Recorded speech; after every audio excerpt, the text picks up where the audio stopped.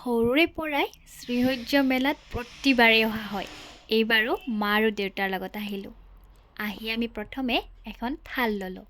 আৰু এইফালে চাওকচোন, ইমান মানুহৰ ভিৰ। ইয়াতে হোম যজ্ঞ হৈ আছিলে আৰু আমিও সেৱা ল'লোঁ। এতিয়া আন এটা মন্দিৰৰ পিনে গৈ আছোঁ। এয়া চাওকচোন, এতিয়াও মানুহবিলাক আহি আছে। আমি ইয়াতে দোকানবিলাক অলপ ঘূৰিলোঁ। আৰু 100 টকীয়া বেগবিলাকত ইমান ভিৰ হৈ আছিল, ময়ো এখন বেগ কিনি ল'লোঁ। দোকানবিলাকৰ এইফালে আহি অলপমান দোকানবিলাক ঘূৰিলোঁ।